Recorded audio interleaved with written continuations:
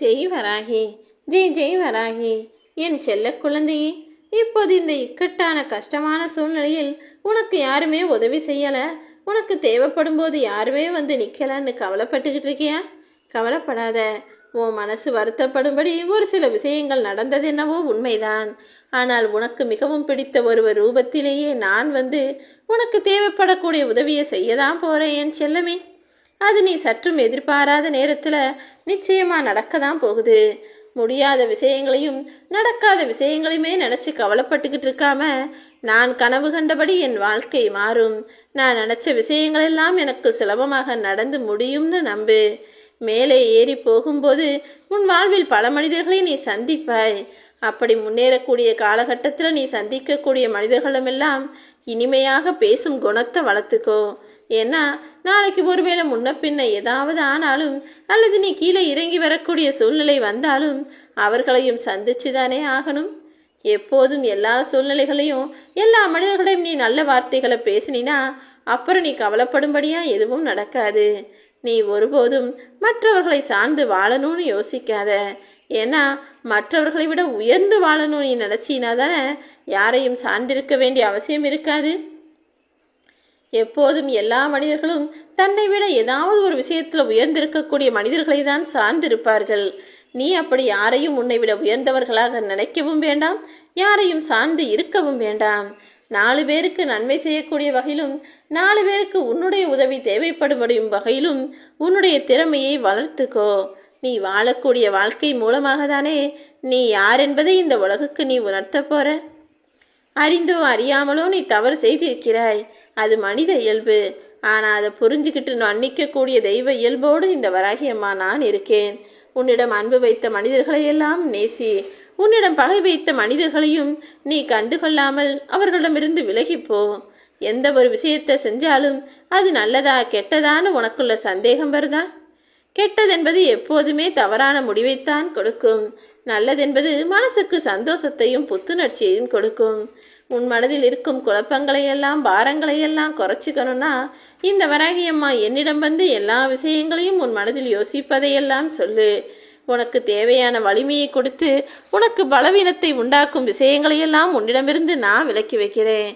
எந்த காரியமாக இருந்தாலும் அதை தன்னந்தனியாக தன்னம்பிக்கையோடு செய்து முடிக்கக்கூடிய ஆளாக நீ இருக்கப்பார் என் செல்லமே. ஓ மனசுல நல்ல எண்ணங்களை நீ விதையாக போட்டினா அது உனக்கு நல்ல பலன்களை தான் கொடுக்கும். நல்லெண்ணத்தை விதைக்கக்கூடிய ஆளாக நீ இருந்துட்டா உன் வாழ்க்கையில நடக்கக்கூடிய விஷயத்தையும் நான் சுலபமாக நல்லதாக நடத்தி முடிச்சிடுவேன் என் செல்லமே. உனக்கு எதிரியா இருக்கிறவன் எல்லாருக்கும் நல்லது செஞ்சானா அவனை பாராட்ட மறுக்காதே. ஆனால் உனக்கு நண்பனாக இருப்பவன் எப்போதும் எல்லாருக்கும் கெடுதலையே செய்கிறான் என்றால் யோசிக்காமல் அவனிடமிருந்து விலகிவிடு என் செல்லமே. கடந்த காலத்தில் நடந்த விஷயங்களையும் கடந்த காலத்தில் உன்னுடைய உறவுகளும் நட்புகளும் பேசிய பேச்சுக்களையும் வார்த்தைகளையுமே யோசிச்சுக்கிட்டு வாழாத. அதே நேரத்தில் எதிர்காலம் எனக்கு அப்படி இருக்கும் இப்படி இருக்குன்னு கனவுகளிலும் வாழாதே. இப்போதைய தற்கால இந்த நிகழ்காலத்தில் உன் மனசுல கவனத்தை உண்டாக்குனா இன்று நீ செய்யக்கூடிய செயல்களை சிறப்பானதாக அமைச்சுக்கிட்டினா இனி வரும் காலமெல்லாம் அழகாக இருக்கும். மனிதனின் ஆரோக்கியமும் உடல் நலமும் மிகப்பெரிய அற்புதமான பரிசு. அதை தேவையில்லாத விஷயங்களை யோசிச்சு வீணாக்கி கொள்ளாதே என் செல்லமே. ஏன் சொல்றேன் தெரியுமா? ஒரு விஷயத்தை நீ மறுபடியும் யோசிக்கும் போதும் சில விஷயங்களை நினைச்சு நீ கவலைப்படும் போதும் உன்னுடைய மனசு மட்டுமல்ல உன்னுடைய உடல் ஆரோக்கியமும் சேர்ந்து தான் கெட்டு போகுது. அதுக்காக தான் அவனுடைய உடல் ஆரோக்கியத்தை வீணாக்கிக்காத. உனக்கு கஷ்டமா இருக்கிற விஷயங்களை நினைக்கிறதே மறந்துடுன்னு சொல்றேன். ஒரு பெரிய பாறாங்கல்ல சம்மட்டியை வச்சு அடிக்கிறோன்னு வச்சுக்கோ. அப்படி சம்மட்டியை வச்சு அடிக்கும்போது ஒரே முறையில் அந்த கல் உடைஞ்சிடுமா என்ன? பல முறை மீண்டும் மீண்டும் அடிச்சுக்கிட்டே இருக்கும்போது ஒரு கட்டத்துக்கு மேலே அந்த கல் உடைஞ்சு நொறுங்கி போயிடும். அப்படின்னா அந்த கடைசியில் அடித்த அடிதான் சரியானது, அதுக்கு முதல்ல அடித்த அடிலாம் வீணானதுன்னு அர்த்தம் இல்லைதானே? அதை தொடர்ந்து அடிக்கதானே அது கொஞ்சம் கொஞ்சமாக தளர்ந்து நொறுங்கி உடைஞ்சுது. வெற்றி என்பதும் அதே போலதான். தொடர்ந்து முயற்சி செய்யும் போதுதான் அது கிடைக்கும். முதல் முயற்சியிலேயே எல்லாருக்கும் வெற்றி சுலபமாக கிடைச்சிடாது என் செல்லமே. ஒரு சில அடிகள் வீணாய் போனது போல ஒரு சில முயற்சிகளும் உனக்கு வீணா போகவும் தோல்விகளாக மாறவும் வாய்ப்புகள் இருக்கு. ஆனால் நீ நம்பிக்கையோட தொடர்ந்து அடிப்பதை போல தொடர்ந்து முயற்சி செய்தால் நீ எதிர்பார்த்த வெற்றியையும் நிச்சயம் பெற்றிடலாம். சொல்லி கொடுத்து இந்த உலகத்தில் யாருமே எதையுமே கற்றுக்க முடியாது. அது சமையலாக இருந்தாலும் சரி, சாதனையாக இருந்தாலும் சரி, மற்றவங்க செய்யும்போது அதை பார்த்து பார்த்து கவனிச்சுக்கிட்டவங்க மட்டும்தான் வாழ்க்கையில் கற்றுக்கிட்டு வெற்றி பெற முடியும். நீயும் அப்படி உன்னை சுற்றி நடக்கும் விஷயங்களையும் மற்றவர்கள் வாழக்கூடிய வாழ்க்கையையும் பார்த்து அதன் மூலமாக உன் வாழ்க்கையை அமைத்துக்கொள் என் செல்லமே. ஒரு மெழுகுவத்தி இல்லாமல் நெருப்பை வர வைக்க முடியாது தானே? நெருப்பை வர வைக்கணும்னா அதுக்கு வத்தி குச்சியும் வேண்டும், மெழுகுவத்தியும் வேண்டும். அதே போலதான் உன் வாழ்க்கையில் நீ ஜெயிக்கணும்னா பக்தியும் வேண்டும், தன்னம்பிக்கையும் வேண்டும். பக்தியும் தன்னம்பிக்கையும், அதாவது நீ தெய்வம் மீது வைக்கிற நம்பிக்கையும் உன் மேலே வைக்கிற தன்னம்பிக்கையும் சேர்ந்து தான் உனக்கான விஷயங்களில் ஜெயிப்பை கொடுக்கும். அப்படி நீ வெற்றி பெற்றால் அது நிச்சயம் நல்ல வெற்றியாகவும் நிரந்தரமான வெற்றியாகவும் தான் இருக்கும். நீ பிறக்கும் போதே உன் தாயின் மூலமாக நான் உனக்கு அன்பையும் பாசத்தையும் கற்றுக் கொடுத்துருக்கேன். ஆனால் நீ வளரும்போது இந்த உலக மக்கள் உனக்கு கற்றுக் கொடுத்த பயத்தை ஏன் பெரிதாக நினைக்கிறாய்?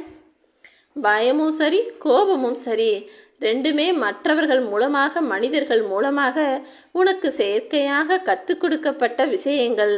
ஆனால் அன்பு பாசங்கிறது இயற்கையாகவே நீ பிறக்கும்போது தாய்ப்பால் போல உனக்கு கொடுக்கப்பட்டது தானே. அப்படிப்பட்ட இயற்கை விஷயத்தை தான் நீ உன் கூட வச்சுக்கணுமே தவிர செயற்கையாக உனக்கு கொடுக்கப்பட்ட கோபத்தையும் பயத்தையும் தூக்கி போட்டுட்டு தைரியமாக தலை நிமிர்ந்து வாழ ஆரம்பி. உனக்குன்னு ஒரு கஷ்டம் வந்தா யாரும் உன்னை காப்பாற்ற மாட்டாங்க என் செல்லமே. நீயே தான் உனக்கு உதவிக்கக்கூடிய தைரியத்தோடு வாழ வேண்டும். உன்னுடைய வாழ்க்கை பாதையை நீதானே கடக்க வேண்டும். இந்த வராகி அம்மா உனக்கு துணையா உதவி செய்ய இருக்கும்போது நீ ஒருபோதும் தோத்து போக மாட்ட. உன் மனசை அடக்க நினச்சி முடியாமல் அலை பாஞ்சிக்கிட்டு இருக்க மனசை நினச்சி நீ கவலைப்படுற. நான் என்ன சொல்ல வரேன்னா, உன் மனசை அடக்க நினைக்காத. அதுக்கு பதிலாக உன் மனசு என்ன யோசிக்குதுன்னு புரிஞ்சுக்க முயற்சி செய். மனிதர்கள் என்றாலே தவறு செய்யக்கூடிய குணம் கொண்டவர்கள் தானே. உன் மனசும் பல விஷயங்களை தவறாக யோசிக்கலாம். ஆனால் நீ தான் உன் மனசை கட்டுப்பாட்டுக்குள்ளே கொண்டு வந்து இனிமே தவறை செய்யக்கூடாதுன்ற தீர்மானத்தையும் கொண்டு வர வேண்டும். கிடைக்காத விஷயத்துக்கே பின்னால் துரத்தி துரத்தி போகிறதும் உனக்கு கிடைச்ச வாழ்க்கையை நீ மதிக்காமல் இருக்கிறதும் தானே இப்போதைய இயல்பான உன்னுடைய வாழ்க்கையாக இருக்குது. மனிதர்களுடைய எல்லாருடைய எண்ணங்களும் இப்படி தான் இருக்குது. எது கிடைக்கலையோ அதை பெருசாக நினைக்கிறாங்க. கிடைச்சதை மிகவும் அற்பமாக நினைத்து வாழ்க்கையை வீணாக்குறாங்க. எது உனக்கு கிடைச்சிருக்கோ அதுதான் உனக்கானது. அதை காரணம் இல்லாமல் நான் வாழ்க்கையில் கொடுக்கலன்றதை புரிஞ்சு நடந்துக்கோ. எந்த வாழ்க்கையாக இருந்தாலும் எந்த காரியமாக இருந்தாலும் அதை நான் உனக்கு காரணத்தோடு தான் கொடுத்திருக்கிறேன்.